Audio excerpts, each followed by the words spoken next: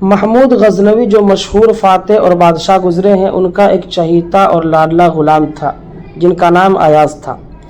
چونکہ یہ ایاز بادشاہ کا چہیتا تھا، اس لیے اس کے بارے میں لوگ یہ کہتے تھے کہ یہ بادشاہ کا منہ چڑھا غلام ہے، اور محمود غزنوی اس غلام کو دوسرے بڑے بڑے لوگوں پر ترجیح دیتا ہے۔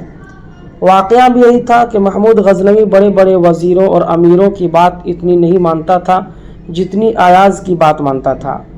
محمود غزنوی نے چاہا کہ ان وزراء اور امراء کو دکھاؤں کہ تم میں اور ایاز میں کیا فرق ہے۔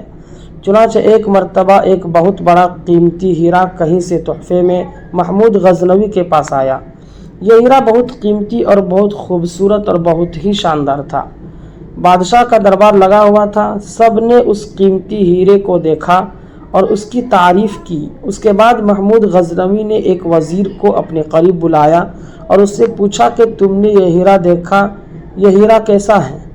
وزیر نے کہا کہ سرکار، یہ بہت قیمتی ہیرا ہے اور پوری دنیا میں اس کی نظیر موجود نہیں، یہ بہت بڑا ہیرا ہے۔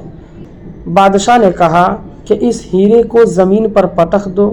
وزیر ہاتھ جوڑ کر کھڑا ہو گیا اور کہا، جہاں پناہ، یہ بہت قیمتی ہیرا ہے، آپ کے پاس یہ یادگار تحفہ ہے، آپ اس کو توڑوا رہے ہیں؟ میری درخواست یہ ہے کہ آپ اس کو نہ توڑوائیں۔ بادشاہ نے کہا کہ اچھا، بیٹھ جاؤ۔ پھر ایک دوسرے وزیر کو بلایا، اس سے کہا کہ تم اس کو توڑ دو۔ وہ وزیر بھی کھڑا ہو گیا اور کہنے لگا، بادشاہ سلامت، یہ بہت قیمتی ہیرا ہے، میری ہمت نہیں ہو رہی ہے کہ اس کو توڑوں۔ اسی طرح اس نے کئی وزراء اور امراء کو بلوایا اور اس ہیرے کو توڑنے کے لیے کہا، مگر ہر ایک نے معافی مانگی اور توڑنے سے معذرت کر لی۔ آخر میں محمود غزنوی نے ایاز کو بلایا اور کہا کہ یہ ہیرا رکھا ہے، اس کو توڑ دو۔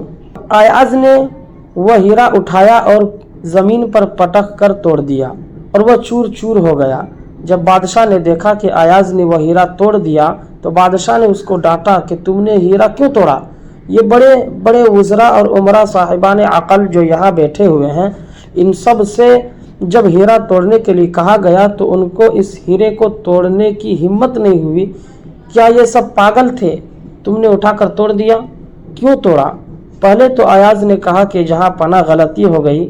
بادشاہ نے پوچھا کہ تم نے توڑا کیوں؟ ایاز نے کہا کہ میرے دل میں خیال آیا کہ یہ تو ہیرا ہے، چاہے اس کی قیمت کتنی زیادہ کیوں نہ ہو، یہ اگر ٹوٹ جائے تو اتنی بڑی بات نہیں، لیکن آپ کا حکم نہیں ٹوٹنا چاہیے، اور آپ کے حکم کو اس ہیرے سے زیادہ قیمتی سمجھتے ہوئے میں نے سوچا کہ اس ہیرے کو ٹوٹنے کے مقابلے میں حکم ٹوٹنا زیادہ بری بات ہے، اس لیے میں نے اس ہیرے کو توڑ دیا۔